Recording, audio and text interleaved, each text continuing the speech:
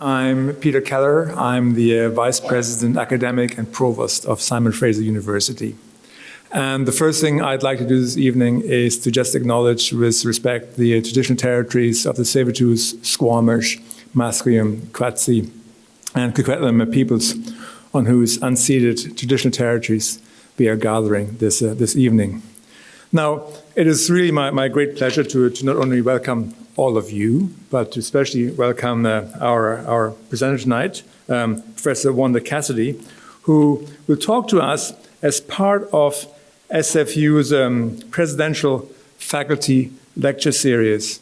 And most of you will know this already, but SFU has made it its vision to be Canada's most community-engaged, research-intensive university. And the President's Faculty Lecture Series, which is a part of SFU's Public Square, is very, very much a signature initiative of that vision. And so the idea really is, as part of this Presidential Faculty Lecture Series, to identify leading research faculty at SFU who will have a conversation about important issues of public interest. And of course, that's exactly what we're going to do tonight. Now, the way we're going to proceed is Professor Cassidy is going to give a presentation, and then there will be opportunity for you to ask questions and to offer comments. When you do that, I will ask that you put your hand up. I will then identify you, and then we'll give you a microphone. And the reason that we're doing that is that this series is being filmed and will be available on our SFU YouTube channel. And as you ask questions, we don't want to miss those on the filming. All right. So with that, let me introduce our speaker. And what can I tell you about Professor Cassidy? She is Associate Dean of Graduate Studies in SFU's Faculty of Education. She's also an Associate Professor in that faculty. And she's co-founder and director of the Center for Education, Law, and Society. Hang on, it goes on for another page. So this center provides resources for educators and researchers interested in furthering legal literacy and law-related education by sharing research, curriculum, and professional development opportunities.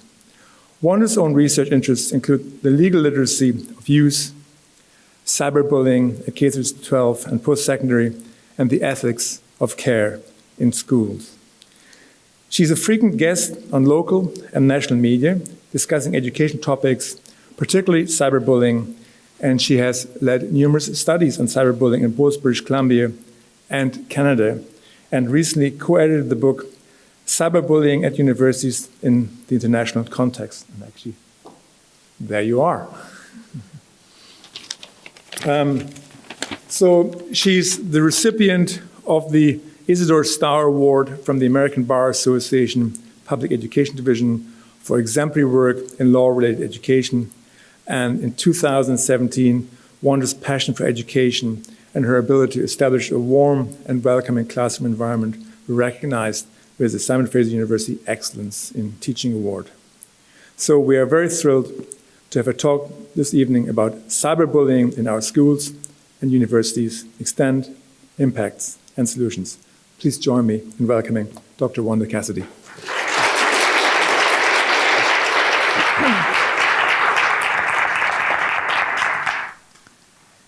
Thank you very much, Dr. Keller. My mic is working. I'm very honored to be asked to speak to you tonight. I'm particularly honored because this is a setting in the community, and I've always tried to make sure that my research has some kind of community impact. I chose the topic, I was given free range to choose my topic, and I chose it because it is still in the media, it still is happening in schools, and cyberbullying is also happening on our campuses. So I hope that my talk tonight will provide some research-based understanding of what is happening in our schools, and particularly looking forward to talking about some solutions that we might want to engage with. This is the overview that I want to follow tonight. I want to begin by talking about what is cyberbullying, the definition, what are some of the behaviors associated with cyberbullying, where does it take place, and then from there move to particularly talk about the K-12 situation, the school situation first, what is happening particularly student to student in cyberbullying, the extent, who's participating in it, who are the targets, why is it happening, what are the impacts, and how are students reporting it if they are indeed reporting it. Having done that, to give you a bit of a picture as to what's happening in schools in BC, I then want to move on to what is happening at universities. And unfortunately, cyberbullying is happening there too. I want to look at the studies that we've done that look at student-to-student cyberbullying, student-to-faculty cyberbullying, and unfortunately, faculty-to-faculty cyberbullying as well. And then to end the discussion with some solutions in terms of what our research participants have said, and also what the research itself says that seems to work to tackle this phenomenon. And then I'll conclude, and then there'll be an opportunity for questions and comments. So, looking at the definition, it is really important that we know what it is and what it isn't. And so I'm using a very common definition here that is used globally, internationally, and we also used it in our own research. It employs information and communication technology to convey language and/or images that can defame, threaten, harass, exclude, discriminate, demean, humiliate, stalk, disclose personal information, and/or contain offensive, vulgar, or derogatory comments. Cyberbullying is intended to hurt or harm the recipient, and there's really three criteria that we look for in cyberbullying. It has to be harmful and unwanted, and there's almost always some sort of power imbalance, which I'll talk about later on as we get to describing how that works, and it is repetitive. Now, when you do face-to-face bullying, to be bullying face-to-face, it has to happen more than once to somebody. But in cyberbullying, the idea of repetition is a little different. A negative image can be posted online once, but circulated hundreds of times. So that's how the repetition fits in with cyberbullying. So those three criteria are really important to the definition. So what kinds of behaviors constitute cyberbullying? I won't talk about all these in detail given the time, but of course harassment, internet trolling, denigration of somebody's character in words and images, non-consensual sexting. Revenge porn is usually somebody who has some relationship with somebody. Pictures have been taken and then they're shared in negative ways to hurt that individual. Happy slapping isn't happy. It came originally out of the UK, where strangers would walk up to somebody, hit them, and somebody would film them on their camera phone and then post it. And everyone would have a good laugh, of course, except the recipient. So it's come to mean a little bit more than that, but it's negative images that are taken usually by cell phones and then circulated. And we see this happen in schools as well. Cyberstalking is probably fairly obvious. Exclusion is actually a form of cyberbullying. So it's not just the threats and the words and images that are posted, but it can be you're deliberately trying to exclude someone from a chat room, a Facebook site, and you're marginalizing them in that way. And it can be indirect threats. So it can be messages like, I might be a psychopath. I wonder if I'm a psychopath. Maybe we should meet later and you can see if I'm a psychopath. You know, so those kinds of indirect threats that aren't maybe specifically harassing somebody, but they're so implicit that it makes you really feel unsafe. Outing is another example. So outing could be outing somebody's sexual orientation when they didn't want to be outed, or outing in some other capacity. And also impersonation. So somebody representing either you online when you don't want to be represented, or coming at you with a different sort of image and pretending to be somebody that they aren't. And of course the venues that are used, I've just listed some of them here. And any opportunity in terms of internet, social media use, information technology is now used to cyberbully. When I first started studying this topic, it was mainly Facebook, MSN as well, even before that.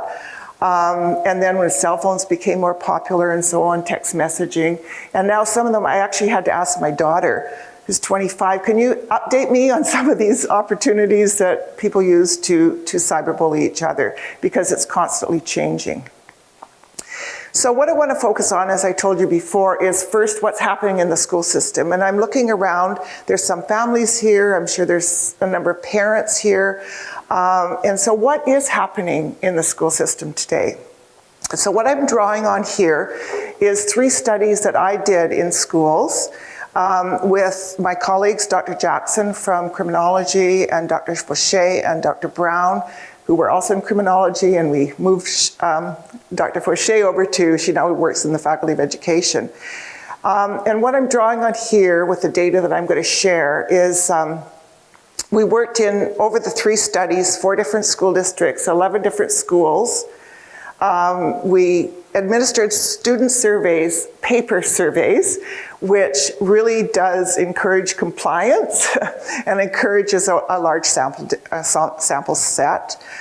We interviewed teachers and administrators in all of the studies, and in one of the studies we also did a parent survey. And we focused mainly on grades 6 to 10. Why do you think we did? It's because that's the age group that most of the cyberbullying takes place in the school system.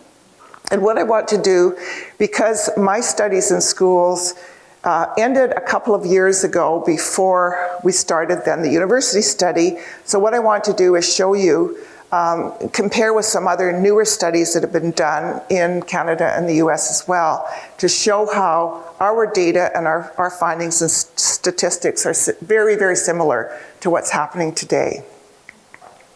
So what is happening and what did we find from our studies? Well, this is the percentage of students who were involved in our studies that admitted to being perpetrators of cyberbullying. And this is the percentage who admitted to be targets or victims. So you'll see that in the first study, which took place in 2005, so a few years ago. So there's about 25% who admitted to being cyberbullying somebody else over the last 12 months of the school year, and 25% said they have been victimized. And again, we're looking at the age group of grades 6 to 10 primarily. By the time we got to the second study, about 4 years later, the amount of cyberbullying had increased. And you can see why, because the access to technology increased, the access to the internet increased. People had more laptops, they had more cell phones, they had more access. So that kind of behavior proliferated. And then the third study that we did just a couple of years ago in Vancouver Island shows very, very similar, I mean, not too different, but certainly even more victims. So 40% of kids in grades 6 to 10 in the recent study that we did from grades 6 to 10 said they had been cyberbullied by other students. That's a lot. Like when in the media we hear about a few that bubble up, the really serious cases, but really we're looking at many, many students are experiencing cyberbullying. Now, I told you I would compare with other studies. So there was a large study done by Wade and Barron in 2011, and they looked at several studies that have been done across Canada, and they found that depending on the study, the type of resources that were used, the perpetrators varied from 25 to 36%, and the victims from 18% to 50%. And no study is completely the same, so that's why if we had one instrument, one definition, the same age group, we could look at more comparisons. But this gives you a bit of a sample as to what's happening. The McCreary Society study, which is a BC study of all kids in British Columbia in 2016, they found that in the last 12 months, 13% admitted to cyberbullying. Now remember, it's more difficult to admit you are cyberbullying than it is to say you're a victim. So usually the perpetrator statistics are a little lower, and 29% said that they had been victimized. So again, a large population of students are experiencing this. And in the US, this was another large study. You can see the stats there. And then Patchen and Huguin looked at 35 peer-reviewed studies published in peer-reviewed venues, and on average, 18% admitted to being perpetrators and 24% to being victims. So I want to share this because I want you to see the extent of this phenomenon that's happening with our kids in schools. So who are these perpetrators and who are the targets? All right? You can be able to assume from what I've said in terms of the numbers, it is anyone and everyone. All right?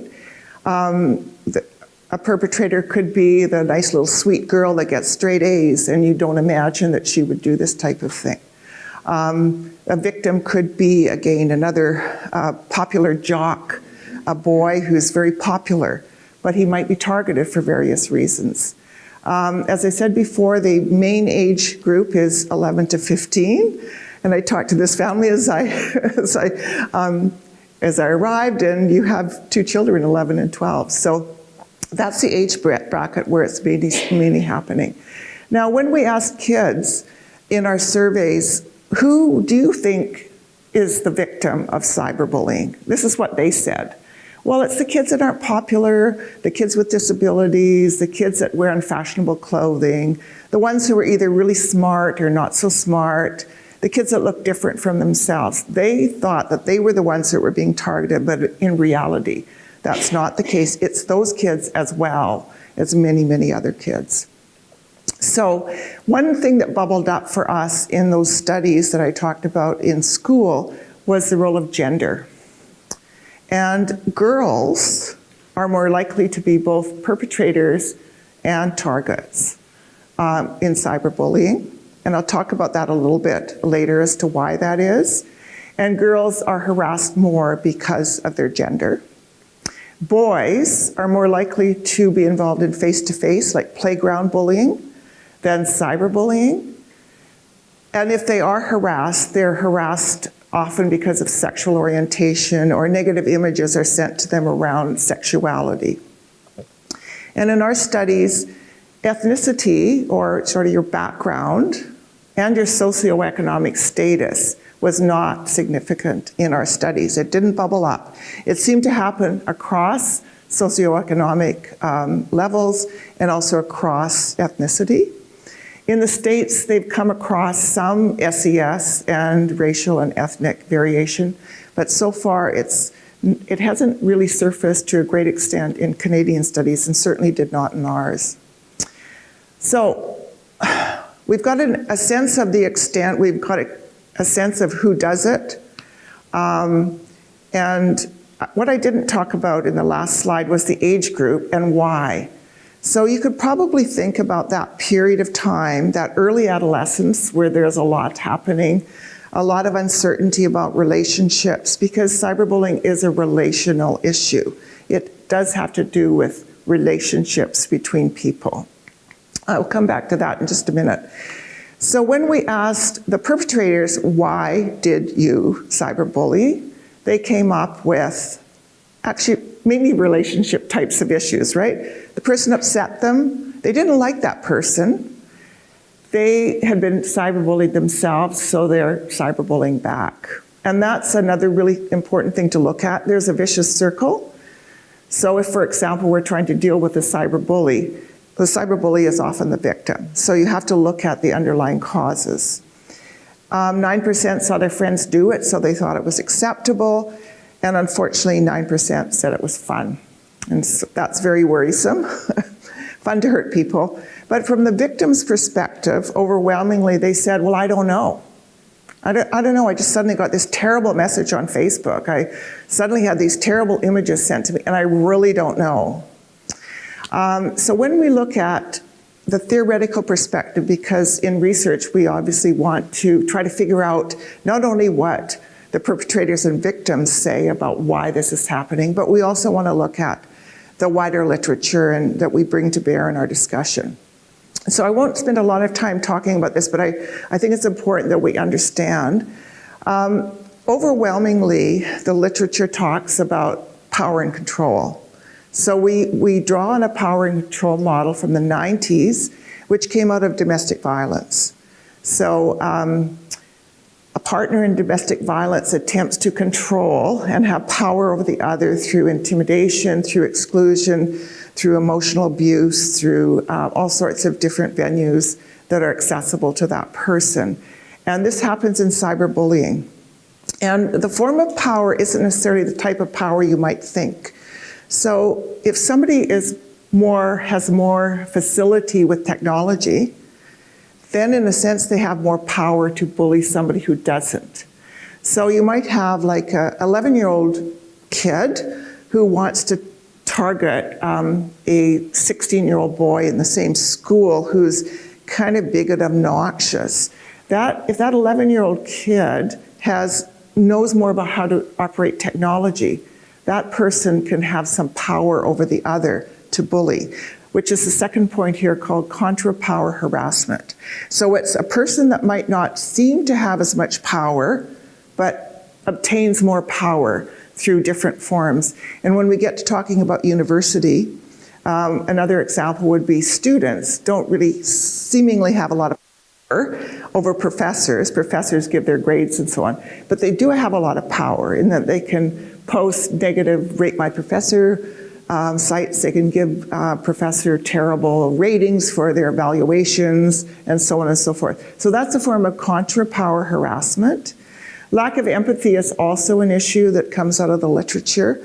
And people that write in this area, I don't particularly write in the empathy area, but the literature there says it's mainly boys that need to develop a greater sense of empathy for the other who's at the receiving end, and student incivility. So that's a literature that's just saying, look, the classrooms that we live and work in aren't the same as they used to be. There's not as much respect between students and between students to teachers. There's just more incivility. And then the final point is a really important theoretical point around relational aggression. So this is mainly occurring with girls. As I mentioned to you before, girls are more likely to cyberbully at the 11 to 15 age group. And it's mainly actually within their friendship groups, so-called friendship groups. And it's all about gaining power and control. So if you're an elementary teacher, I don't know how many here are, you probably know that, yes, a few. Girls kind of hang around in groups often. There might be 5 or 6 of them together. Well, often there's jockeying for power and positionality within there. Who wants to be the top dog? Who's the prettiest? Who's the most popular? Who has the most boyfriends or whatever? So there's a lot of that relational aggression that takes place. And that's one important factor that we need to look at in cyberbullying. In fact, I've got an example that came out of our data.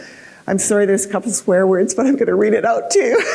This came out of 2 girls. It's an actual exchange, and it's only part of it.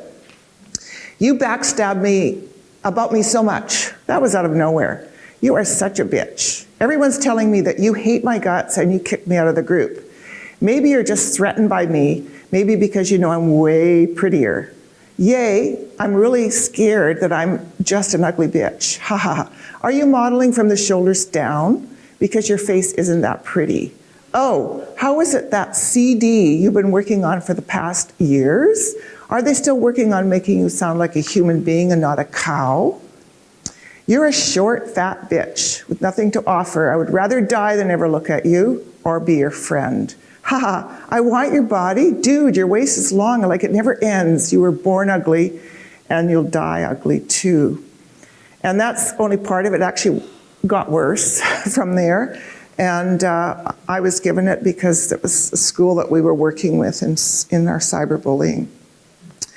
So if you're at the receiving end or you're part of that discussion, in that case, both girls were at each other. But overall, if you're one of those 33%, 36% that are being targeted, what impact does it have on you? Now, we hear a lot kind of in the wider media, oh, well, get over it, you're just being juvenile, it's just part of growing up, like, just forget about it, just get on with your life. But in reality, it has very negative long-term consequences to kids. And when I get to the university, you'll see it's also impacting adults at university. These are some of the things kids talk about: depression, anxiety, having difficulty in school, wanting to quit school, have difficulty making friends, they feel unsafe, and several, of course, and we have heard of these cases, unfortunately, of suicide ideation. Females report more severe impacts at the school level, but not only are females impacted, and if you think about it, a third of the population being cyberbullied, that's a lot of kids. But it does affect the whole school culture. It's just not the individuals or the perpetrators, because that's also cyclical, but your whole culture is being impacted. Here's a couple of examples of the impacts from our studies. This is first is a female in middle school. I don't want to come to school. Friends think the cyberbullying, is cool, because person, my life is really bad. I feel bad about myself. Words hurt, but you can't stop them either. Now I know who I really should think of as friends. And this person who targeted her was a friend. This is a male one. I experienced a person who created a website about me and added sexual or related groups as hobbies and posted so many pictures of me that my physical appearance are hideous. Numerous writings of my personality that isn't true. It's really hurtful. So of those kids that were experiencing cyberbullying, did they tell anyone? And that's something that we like to find out, because if you suffer in silence, as 25% do in our studies, and this is actually quite a global statistic as well, then who do you talk to? It's very isolating. You're an adolescent. Who do you tell? So fortunately, 75% told a friend, but was the friend in the friendship group who was bullying them. So it's not like, who are their friends is one of the issues. But you'll see that only 57% told a parent and less than 50 told a teacher, and that's very age dependent. So if you're 11 or 12, you're more likely to tell your parent or a teacher, but if you're 16, you're less likely, for sure. And the reasons they didn't tell, fear of retaliation. So it's going to get worse. Some of my technology will be taken away. Adults won't help, or they won't understand, and nothing will change. And so in our studies, what we found that actually was quite shocking when we interviewed the school. We interviewed almost all the teachers in the schools in all of our studies and all of the administrators, and we would see an example of cyberbullying that you know about, and many of them scratched their heads and couldn't think of one. Or they would say, well, there was a really serious incident that happened. So generally it's happening under the radar of teachers. And even now we're finding, my studies are at K-12 are a couple years old now, and even though there's these anti-bullying programs in the schools, most of what's happening in the schools is happening where teachers don't know what's happening. And importantly, too, parents generally don't know. So in our study, only 11% of parents knew their child was a victim. So if you're suffering and you're coming home and you want to talk to somebody and you don't tell your parents because you think they'll take away your technology or restrict your access, and a parent doesn't know, like, there's a lot going on. And in fact, in that study where we did surveyed parents, one parent in the whole study knew their child had been a perpetrator. Only one, so less than 3%. Okay, so now that I'm kind of shocked too about what's happening at K-12, or maybe you're not surprised, I don't know, but I'd like to, if you could just kind of put that on hold, I'd like to talk about what's happening in universities now, and then towards the end I'm going to do some comparisons between the two, because it's actually quite similar. How do we get involved in cyberbullying at Canadian universities? Well, how it happened, a couple of things. We were presenting with my colleagues at a conference, and a couple of people came up to me and said, have you ever thought of doing something at universities? I'm a resident head, and so much is happening in the halls, in university campuses. There's so much bullying happening there and cyberbullying. And funnily enough, both Margaret Jackson and I both got cyberbullied that same week. I was cyberbullied by a student in my distance ed course who I had never met, but really was very, very unhappy about the grade that that person was getting. And I got multiple emails, bold language, capital letters, all this kind of thing. And Margaret Jackson similarly too. So we thought, okay, what is happening? Do those cyberbullies, as they grow up and go to university, do they continue their behavior? Because if they're successful when they're 15, do they think they're going to be successful when they're 20, right? And so what is happening there? And also, because of the issues that we were encountering around gender issues, were there similar gender issues happening in cyberbullying? And then what was happening with our colleagues as faculty to faculty, because we had started to read about workplace bullying. So we were able to get a funding from SHIRK. And universities were very large research institutions. One was a large comprehensive university.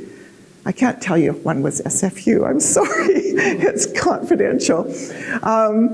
And one was a college that had just recently become a university, so it was a younger institution, and these universities were in 3 provinces. So it wasn't, we had a 5th university at one point, but that university withdrew because it's kind of a complicated study.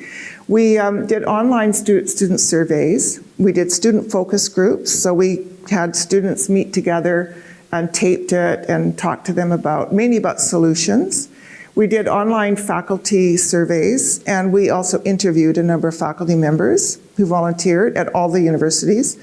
We did senior administrator interviews, and we did a policy scan of all 75 universities to see if they had specific policies on cyberbullying that students and faculty members and administrators would know about. And what we looked at in our surveys and in our study overall was student-to-student cyberbullying, student-to-faculty cyberbullying, and faculty-to-faculty. Now there's obviously some things left out here, like staff are really important and where they fit in, and also we deliberately didn't ask for faculty-to-student cyberbullying, but some of it bubbled up. So I just want to give you a bit of a picture. So if you remember, I talked about extent in K-12. Let's look at extent at universities. Statistics actually us.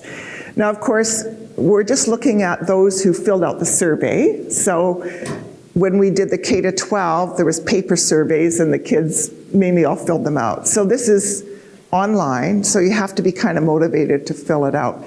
But I did add, I haven't used this thing yet.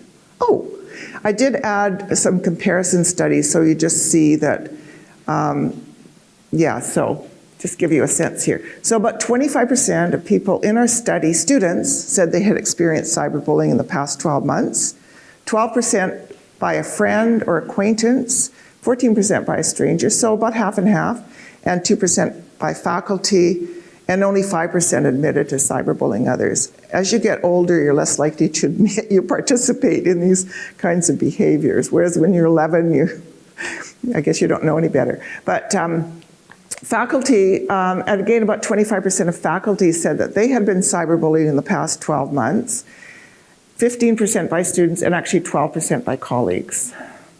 So the colleagues really actually surprised us a lot. And 0% admitted to cyberbullying others. I just showed a couple of comparison here. Now Japan just did a study.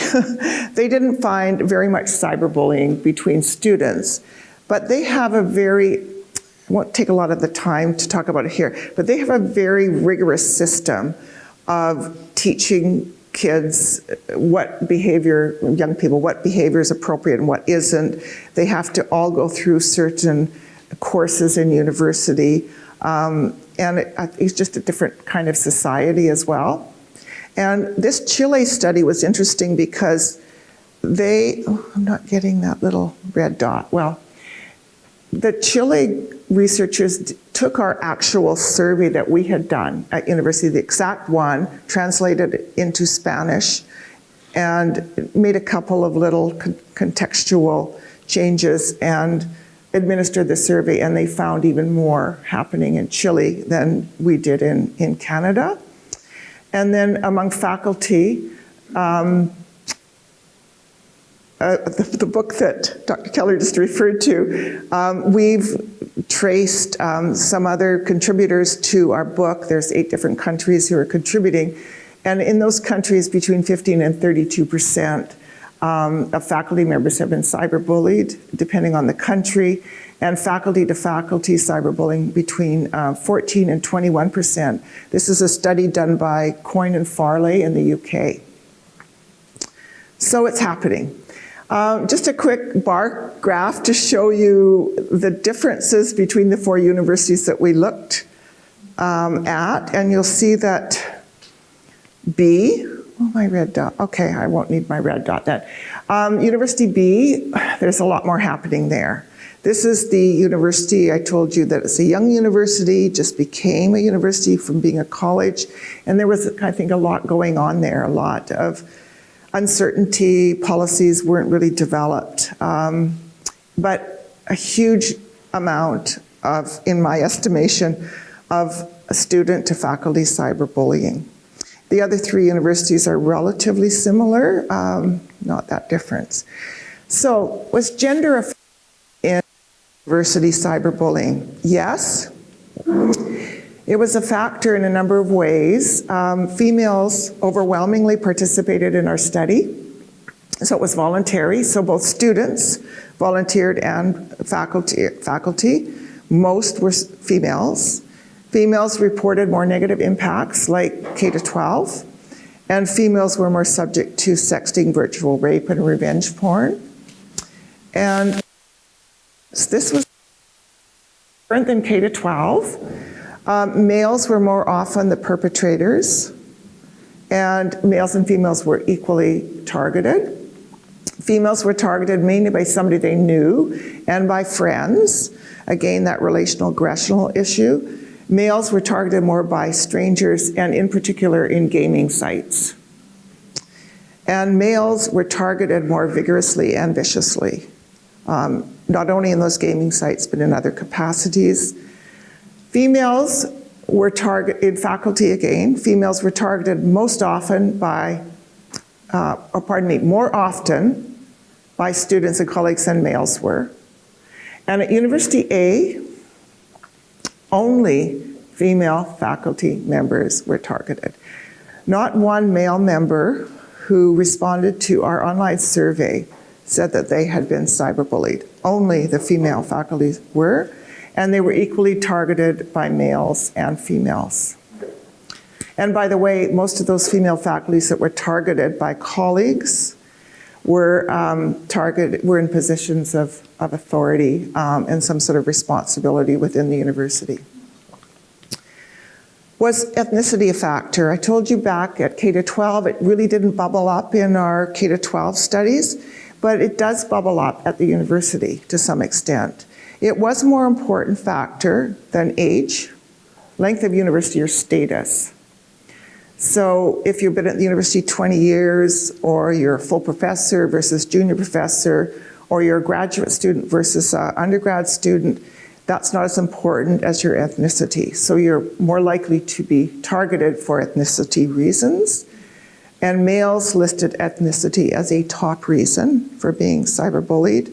And faculty members who were visible minority and their first language was not English are more likely to be targeted by students compared to those who are Caucasian or English as a first language, but they weren't targeted for their ethnicity or first language by faculty. So it was students that somehow sensed a vulnerability for visible minority faculty, particularly females, because we talked about that before, and were targeted more often.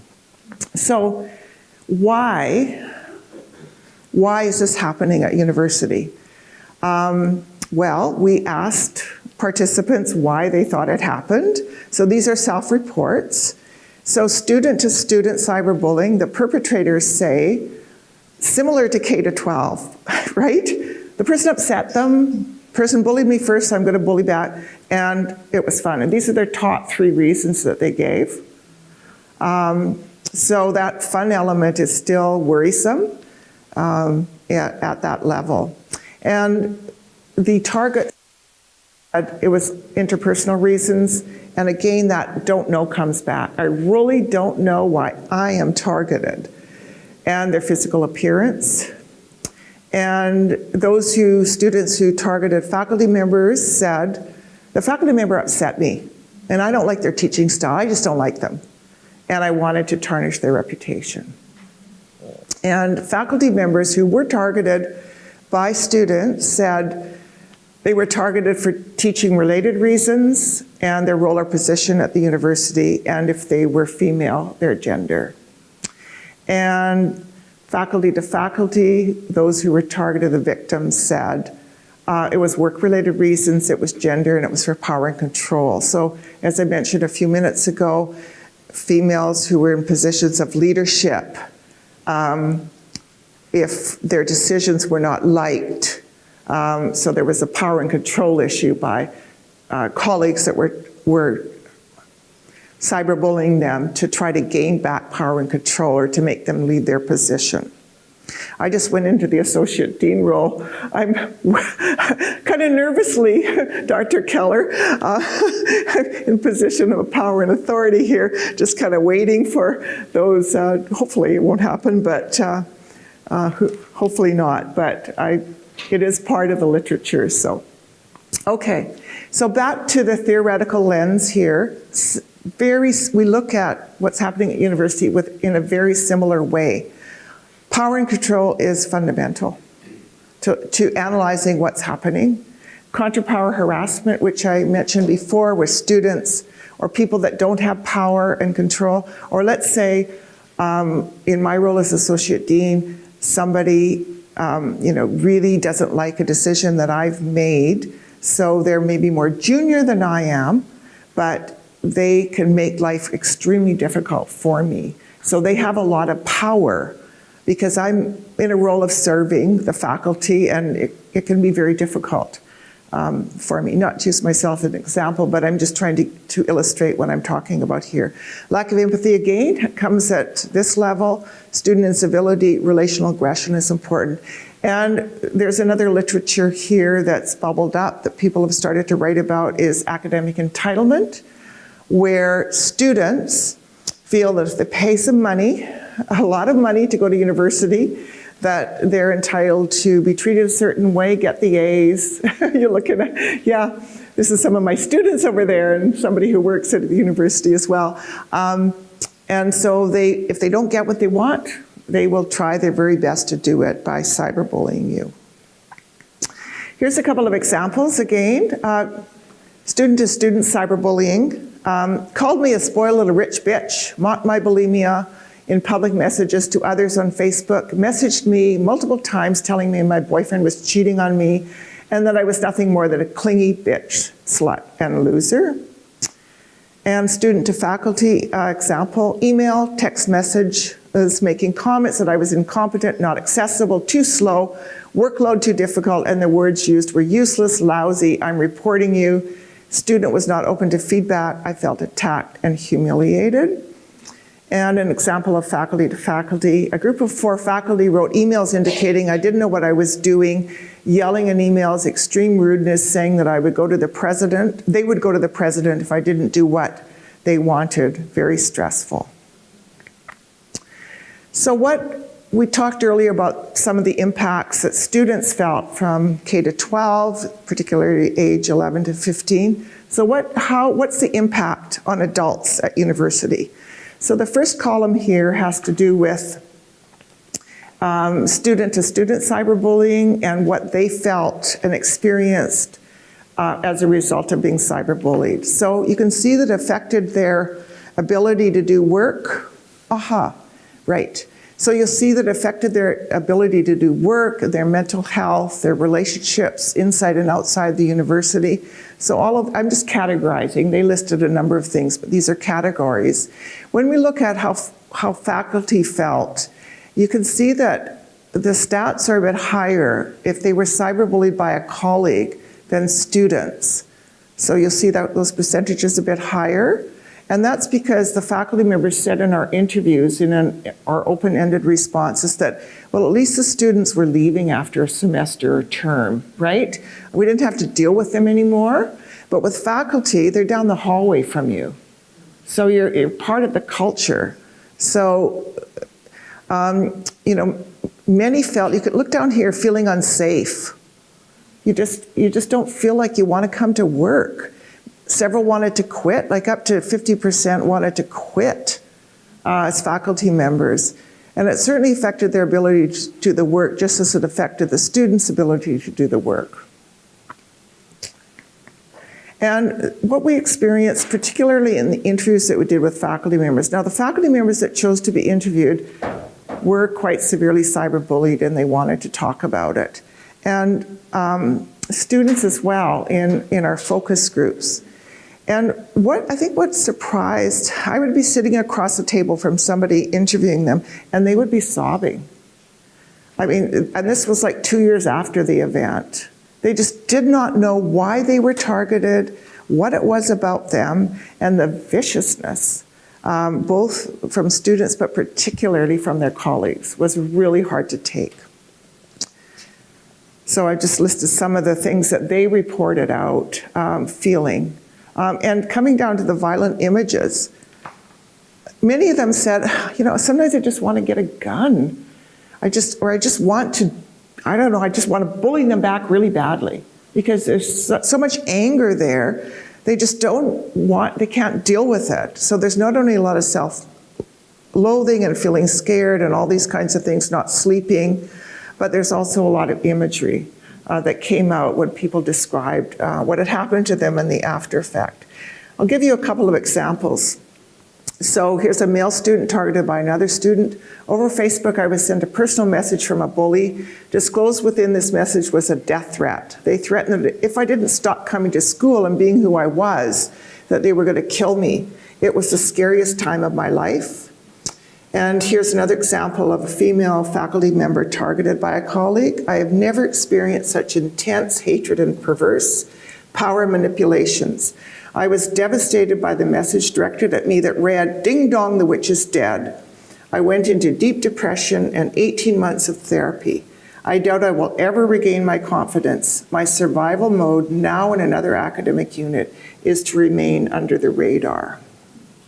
This person actually left that university and moved to another one. Like the K-12, unfortunately, it's underreported. So the vast majority told no one at the university, whether they be students or faculty. They might have told friends or family outside the university, but many remained silent. And similar reasons, actually. Fear of retaliation, fear the situation would escalate, lack of awareness of the policies, like what do I do? Time factor, it's so much work to try to deal with this. Also, particularly around faculty members, perception of being weak or incompetent. Well, you just can't cut it. Like, get a life. Like, yeah, we're all academics, but who cares? And belief, again, that nothing would change. And unfortunately, of those who did report, they were very unsatisfied with the results. So, am I okay for time? Just quickly, a few similarities. You probably are remembering this yourself, but similar percentage of reported victims, although more at school from our studies. So about a third in K-12 and about 25% at university. Similar reasons were given for being a perpetrator and also being targeted. most people mainly know their perpetrator. It's not the stranger from the outside or the anonymous source. Many people know who it is that are targeting them. Power and control is very significant. This is what was really a finding that was really important, I think, in our study. The similar impacts were reported whether you were 12, 22 university student, or 42 professor, right? Age, very similar impacts. And strong gender patterns surface, particularly among females, but males as well, underreporting, fear of reprisals, and disappointed with results. So, with our study, both studies, is cyberbullying part of the online world, and we just have to get used to it? Like, this is just the reality of life, like we just have to do. When you ask kids this question, about half of them say yes. And this is actually very common result across the world. Is freedom of expression in the online world a right? And about half say that as well. Whoops. Okay, what do study participants say? So let's get to the solutions. And, okay, I can talk over that. So we asked our participants in all of the studies that we did, so what do you think the solutions are? We asked in focus groups, in interviews, surveys, and so on. Very, very similar results. They wanted more awareness, more education, strong anti-bullying policies, developed collaboratively with them, not imposed on them, better reporting, more support for victims, modeling good behavior, developing a kinder culture. So I just want to, towards the end, I want to talk about my belief is that we need a several-pronged solution. Like, it's not just one solution. It has to be pronged at all levels. So I just want to talk about some of those levels, and I'll quickly go over these slides because I want to give time for questions. The role of law and government does play a role. And you probably remember in 2015, there was a change to the criminal code that made it an offense to post or share intimate images of somebody without their consent. But those of us who work and research this area are quite concerned that there's a lot of limitations to that study. It's only images, so it's only images that are part of that criminal offense. And there's some sort of issues around enforcement and whether or not it'll be acted upon. But at least it is there, and it is a vehicle to be used. There's civil law, of course. You could sue somebody, but it's very often not done because it's costly. And in the various provinces, we now in BC have the WorkSafe BC, and the Ministry of Education has safe school legislation. But the law, Dr. Keller said I work in legal literacy. The law is a tool only of last resort, and it's a stick to enforce some level of compliance, but it doesn't necessarily change the attitudes. So we have to work at changing those attitudes. So I gave an example here of Australia because I think they're doing something really interesting that we in Canada should really look at. They've set up an Office of E-Safety Commissioner, and this E-Safety Commissioner manages cyberbullying that's happening. People can report to him or her.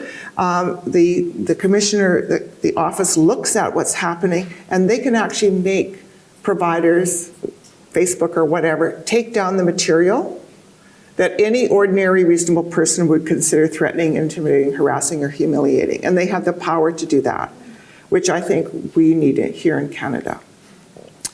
Technology companies do have a responsibility for what is being posted, and there's some pressure to do this. California's taken some initiatives in this area, but usually they're reluctant because of freedom of expression and the press and so on to do that. But we have to, I think, make it more of a public pressure to do so. Technology also plays a role in communicating resources and information about cyberbullying. And I've just listed 3 sites here. PrevNet is a really good site for cyberbullying and bullying information. I mentioned our Center for Education Law and Society, SFU. All of the articles that I and my colleagues have written on this topic are posted there if you're interested in the academic articles. And Government of Canada has a really good website as well. Australia, again, is I think they're quite progressive and far ahead in tackling cyberbullying. And they've got a really interesting app developed by one of my colleagues at the University of I forget now. She's a law professor in Australia, and they've done a really interesting app so that kids can just press an app and get some information and know what to do for reporting.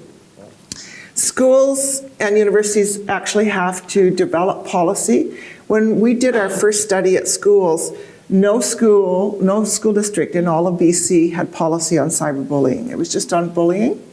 And we worked with the Vancouver School Board. They developed some policy and they developed a manual, and it was circulated throughout the BC, and I understand that every school district now has a specific policy on cyberbullying versus bullying. I mentioned that we did a policy scan of 75 universities. That was a lot of work. And what we found was a whole bunch of different policies around all sorts of different things, but it was really hard to navigate if you were targeted, where you go for help. And I think my colleague Margaret Jackson is a policy analyst, and I'm conscious of the time, but I just want to say that I think in universities we need to look at ways. She talks about a policy roadmap. So if this happens to you, this is where you go for help, and this is what's going to happen, and these are the supports available to you. And I think we really need to look at that. Curriculum and programs also play a role in educating us about cyberbullying and countering it. And I do want to spend a couple minutes on this. It's really important. There's a lot of programs out there now that are coming into the schools, that are being used by educators, that are costing school districts money. It's really important that whatever is used in schools is based on research and not somebody's ideas. But I'm really also a strong proponent, my students know back there, that there's no one-size-fits-all programs. So these programs that are just brought into the schools that somebody else has developed, it might not fit your school. It might not fit your school district. It might just be developed, might have been developed in California or somewhere. Like, it's really important for us to look at what are the needs in my school, in my university, and how can I tackle it? And we need to engage everyone in developing those educational programs. And we also need to look at age and gender. So what's appropriate for an 11-year-old might be not as appropriate for a 16-year-old. And certainly gender, as we've talked about, is really important. So there needs to tackling relational aggression among females and empathy around boys at the K-12 level, and focusing on positive behavior. I got into researching cyberbullying because I was really interested in the ethics of care and creating positive face-to-face environments and positive online environments. So we shouldn't just look at anti-bullying. Let's look at how technology can be used to foster cyber kindness and appropriate, really respectful, caring online environments. Yeah, so what I want to talk about is the modeling. We can't have programs if we ourselves are not modeling the right behavior. You can't teach about respectful behavior when you're a bully yourself. Like, let's face it. So it's really important to do that. I'm really a big fan of whole school solutions where everyone is involved, parents are involved, kids are involved, educators are involved, everyone's involved, researchers are involved, and we're developing programs that work for that given school. And one thing overwhelmingly the literature says is that punishment is really ineffective. Okay, quickly, role of bystanders, that's another area that the literature is really starting to do some really exciting things on. Most cyberbullying takes place when other people are watching. Either other people have received the image and are forwarding it on, or they're watching that cell phone video being taped and circulated. But if bystanders start standing up and saying no, it's really effective. So what I wanted to end here is the most powerful teacher is not what we say, but what we do. And here's a quote from a chapter that we wrote just this last year. Unfortunately, cyberbullying behavior is endemic in the wider culture, practiced by too many teachers, parents, religious authorities, politicians, name will not be mentioned tonight, celebrities and other, I said to my colleague we should have a picture.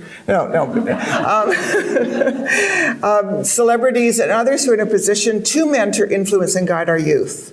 So we encourage interventionists to take a macro or more holistic view of cyberbullying, to see it as a broader socio-cultural problem rather than just an individualistic or psychological phenomenon. So that's it. Thank you very much.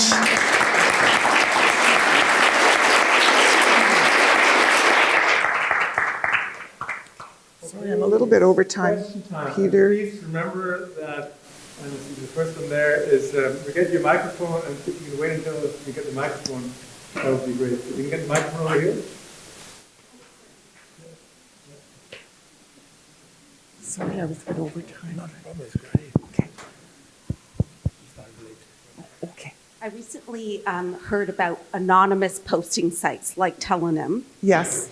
My grade 8 daughter told me that a message was posted on one of the boys' sites in her class to rate the ugliest girl in the class Oh my gosh. and the most annoying girl. Oh. And so what it made me think of is there's a diffusion of responsibility there between the anonymous person posting Right. and the person who is then answering the question. Do you know any research about whether that person who does the answering Yeah. sees themselves as a perpetrator, one, and if anonymous sites like Telenym Right. have resulted in an increase in cyberbullying? Yeah. Oh, great questions. Well, the first one has to do with kids. I think people in general don't see themselves as cyberbullying. So when we ask the question, are you a cyberbully?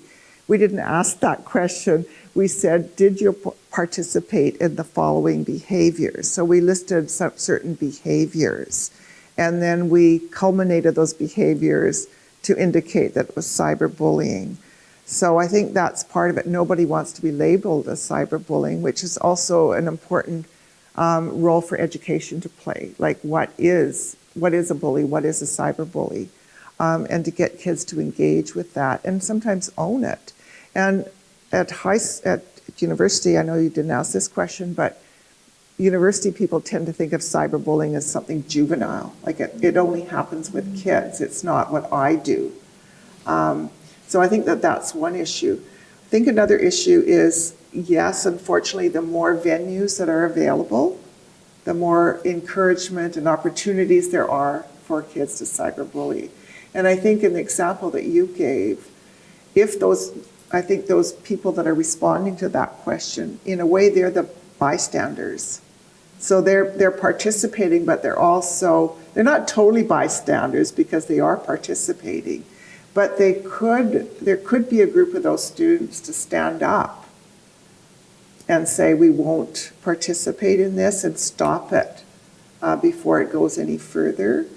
And that requires a lot of discussion in schools and classrooms. So like what I don't want to see happen, and what is happening too often in schools, is that there's once a week anti-bullying little workshop of some sort, whereas it really needs to be spread throughout the whole school always. I didn't have time to mention something that's happening in Finland, which is really interesting. They've got a program called Kiva that starts in even preschool, and it goes all the way up to grade 12. And they've seen amazing results, and it's being used now across the UK. And they really start empowering people, so they identify negative behavior, and they also start empowering and give bystanders the vocabulary to say no. So I'm really sorry that that's happened in your class. It's very hard for anyone who receives that kind of message. I hope that you can talk to the teachers and the principal, and because you don't want that to continue. It's quite hard as a parent Yes. So my child wasn't the recipient Right. of the bullying. And as a parent, when you hear that this is happening, there's not an easy venue of who do we tell here? Right. And so I ended up, and my daughter said, Mom, don't get involved. Oh, well, that's often what the kids say. So I sent a message to the counselor and I said, I want this to be anonymous. I'm still very concerned as Right. an adult about this. Imagine it was the same girl that Sure. was identified as the ugliest and most annoying. Oh. Right?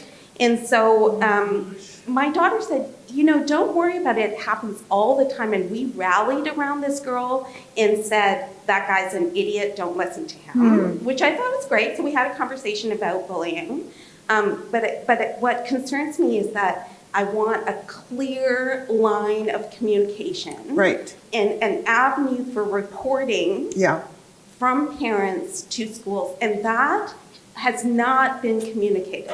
At least for me as a parent, I'm not seeing clear communication of how do we as parents Right.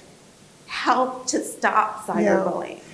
Well, if there's a way that you can work with your parent advisory group, I think so it's not just you need a group to go to the principal and start to say that you want this clear line of reporting. Kids really do want anonymous reporting because they're so vulnerable at that age, at 11 or 12, and they don't want to be considered the rat or all of those kinds of things. So, but parents if you take responsibility, I think something will happen in the school. But you have to keep pushing at it and send them my talk. I will. Okay. Any other? There's a question over there. Let's go together. Thank you for that talk. I'm just curious if there's any literature that points to actual retaliation. So there's underreporting because of fear of retaliation, but I'm curious in the higher ed or the K-12 context if retaliation is actually occurring as well. There's quite a bit in the K-12 literature on kids suffering retaliation because, as I said before, the bully could have been the victim to begin with. That's a form of retaliation, right? So they were victimized and then they want to retaliate by bullying somebody else. So it can often become a vicious cycle. And that's not only in the cyberbullying literature, but in the face-to-face bullying literature as well. And I mentioned to you how even the faculty members at university felt like they wanted to lash out and be violent. The university literature is still very new. Like when we did our study, I think we were one of the first doing it at university, and so it's now just coming to the fore. So we don't know enough at the university, but certainly it does happen. But there's also that fear it will happen, and again comes to the adolescents, right? Everyone who is an adolescent wants to be liked so much, and if you're the rat or something, you're not going to feel like you're going to be liked. You want to be accepted. And so there's that fear. But I think you have a really good point. Does it actually happen? And unfortunately it does. Right.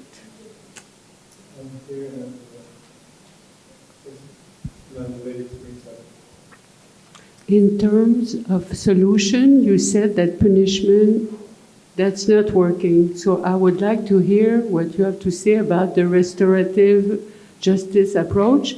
And based on the example of the situation at the School of Dentistry in Halifax at Dal University, that it was student-to-student cyberbullying. Yeah.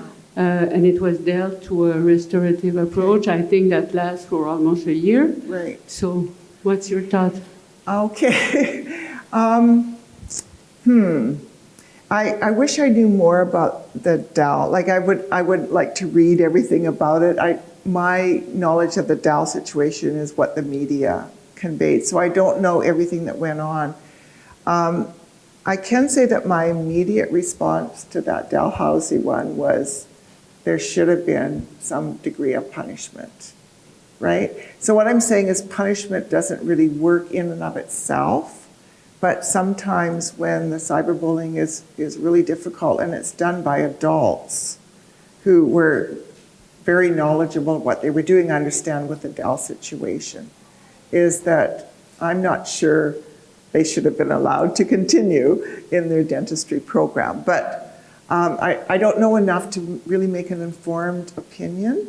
I think at the school level, restorative justice can play a role if the victims are supported.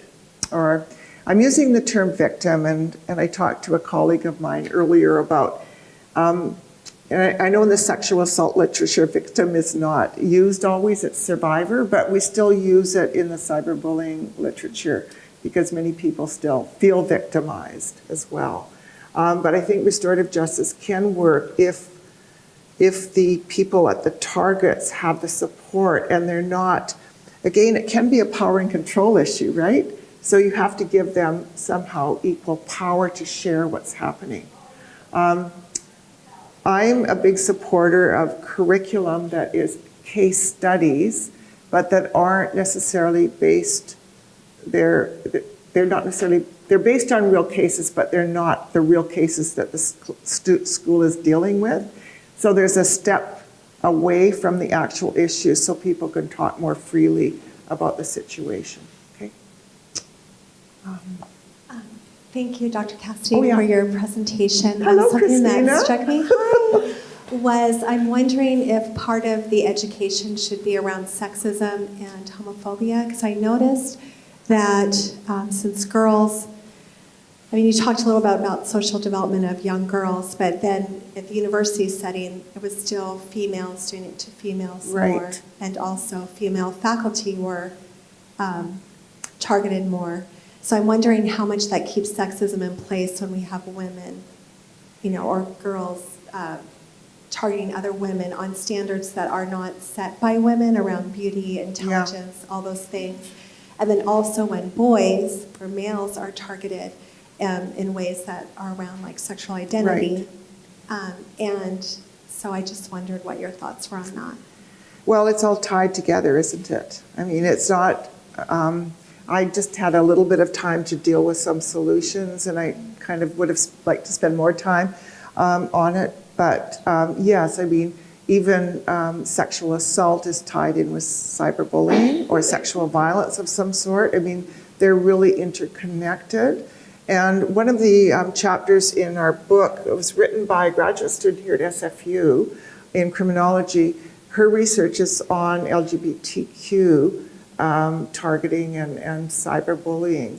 And so, I mean, yes, those groups, not only females, but I guess anyone that's perceived of being somewhat vulnerable. So when I talked about if you were of a visible minority, didn't speak English as a first language, and you were female, that intersectionality of vulnerability comes into play, or if you're LGBTQ and maybe have a disability, or all of those opportunities that people sometimes have to target others, especially those who think it's fun. There's that element in society that really doesn't care. I mean, they somehow go online and enjoy or what they do.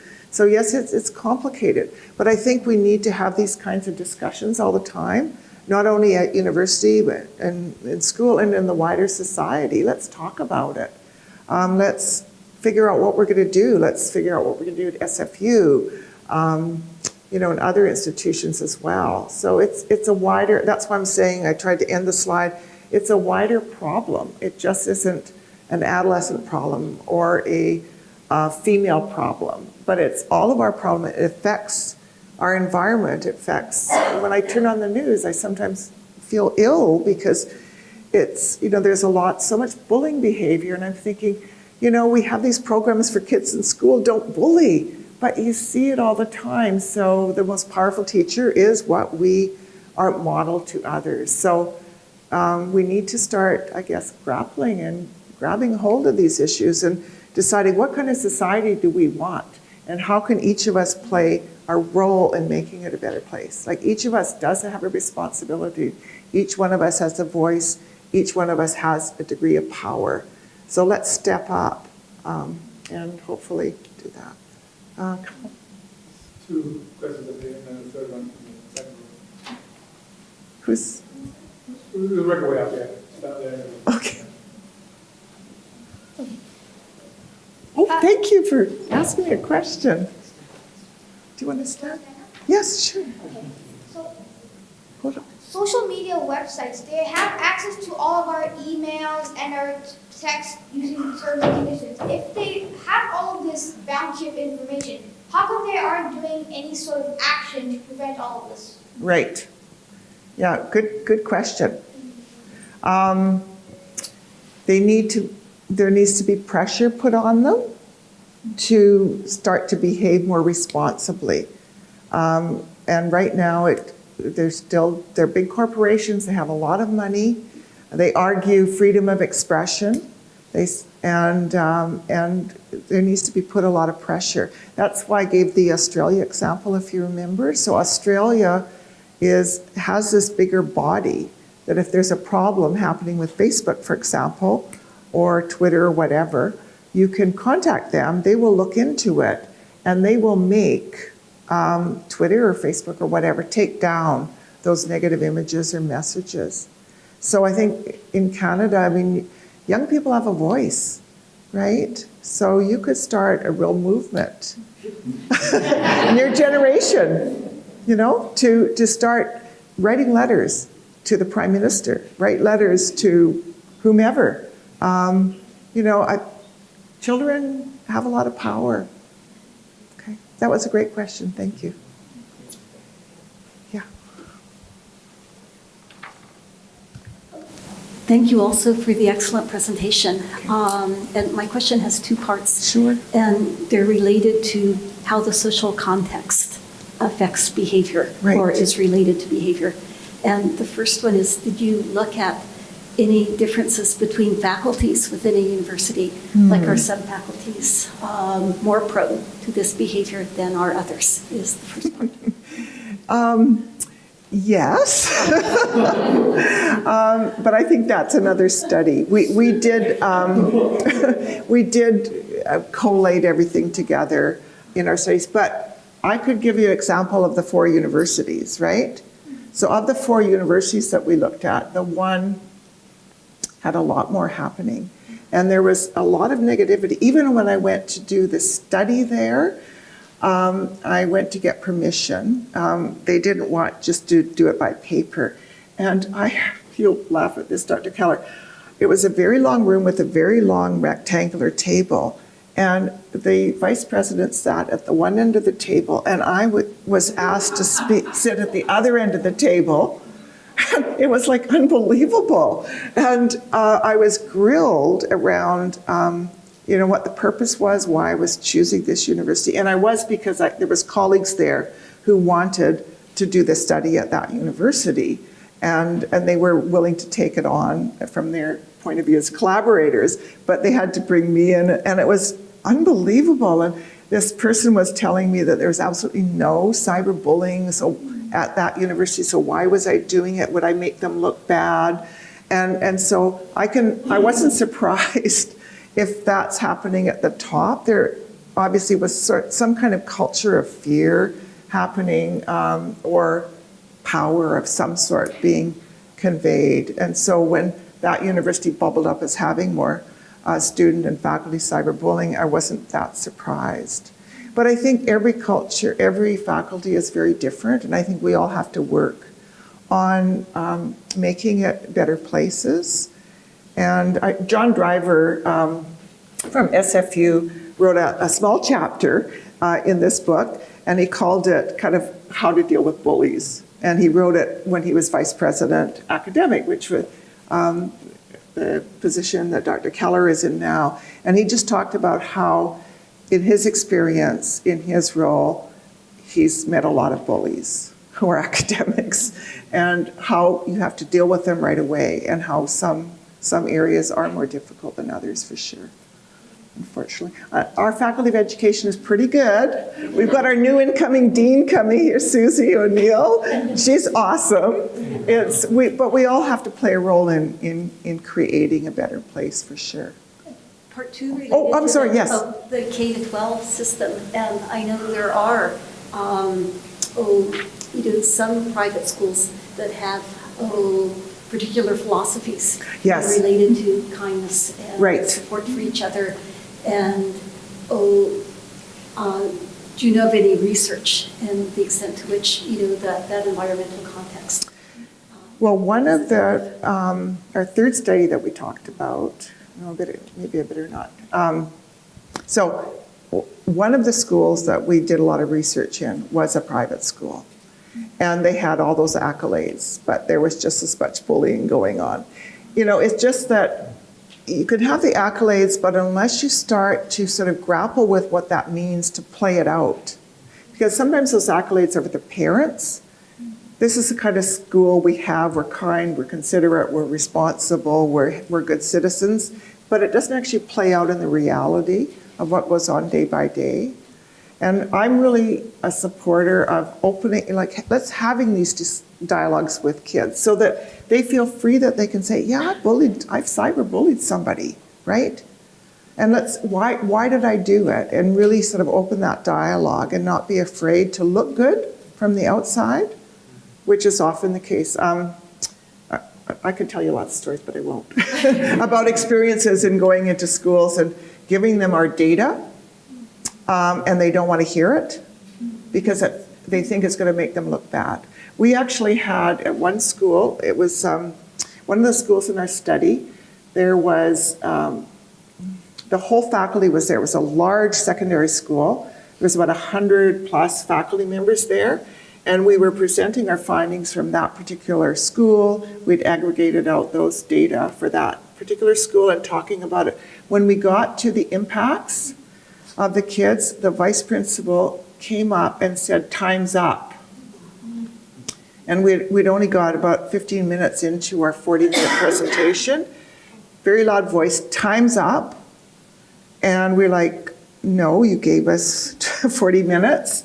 Walked to the front of the room, said in a really loud voice again, time's up, and then actually pulled out our technology and said, time's up, we have to move on to other agenda items, and we ushered ourselves out. So not everyone wants to know what's really going on in their school, but we need to know to be able to deal with it. And I bet that school had bought one of those expensive programs and said, we have an anti-bullying program in our school, everything's great, right? But it wasn't great. It was happening under the radar of what was happening in schools, so. Yeah. Oh. My question is kind of long, so I just read it. Thank you very much for this great presentation. In telling, listening, and reading of critical stories, we can create opportunities to make sense of complex subjective realities and develop strategies for change. We can use the stories to describe our experiences of particular social phenomena and to connect with others and to share commonalities and differences. Do you think it's useful to use narratives in form of stories or critical stories in a safe and inclusive space, of course, as a methodological tool to enhance and expand our understanding about cyberbullying and online aggression, and of course, kindness? And do you think these very raw and real experiences can allow us to have a better sense of affective and emotional impact of cyberbullying, the kind of impact that sometimes is very difficult to capture or even articulate? Thank you. Thanks, Samaya. Absolutely. I mean, I'm a qualitative researcher. I do stats, but I basically love qualitative research because it allows the voices of the participants to come forth in stories. And it's a story that they need to tell. So the interviews I talked about with the faculty members who shared our stories, some of whom were crying, it was really important for them to tell their story to somebody who was listening and somebody who wanted to hear it. And and they felt that their story was going to go somewhere and make a difference somehow. But I think also other people who read other people's stories also are impacted by that. And they think, oh, it's not just me. I'm not the only, so the kids that's suffering the silence, they think, or the adults suffering, they think it's only them. So once you realize that there's many other people sharing the same thing, there's a camaraderie that's created, and I think is empowering for the individuals and for our society. So I think we need to tell more of those stories as well. So thank you. I hate to cut the question off, but the good news is that we're actually going to transition into a bit of a reception in a minute, and so that we have a lot more opportunity to continue the conversation and to really ask some more questions. All right. But let me start. Oh.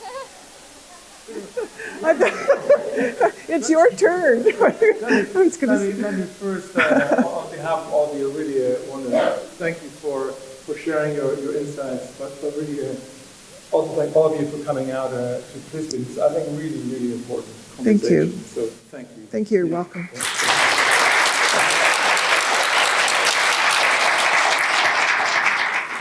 So as the engaged university, of course, I have to now do promotion about a whole pile of other events. But before I do that, none of these things would ever happen without some really sort of a lot of heavy lifting behind the scenes. And so just a shout out to Katie Wong and to Zoe Lee from SFU's Public Square for making this happen. So thank you. If you're not doing anything on March the 14th, it'll be the next President's Faculty Lecture. It'll be held in Vancouver, and it'll feature our sociology professor, Ann Travers, and she will speak about approaches for understanding and supporting transgendered kids. I also do encourage you to go to the SFU Public Square website for other upcoming events, and one of them is our 7th annual Community Summit, and that's going to run from April 10th to 18th, and it's entitled Confronting the Disinformation Age. And that summit will explore how proliferation of disinformation is impacting society and challenging citizens' ability to make informed decisions about their economy, their social, and their political lives. So I think a pretty important conversation to have. So again, I encourage you to go to the SFU Public Square website to check out all the details, and hopefully you can join us at that forum.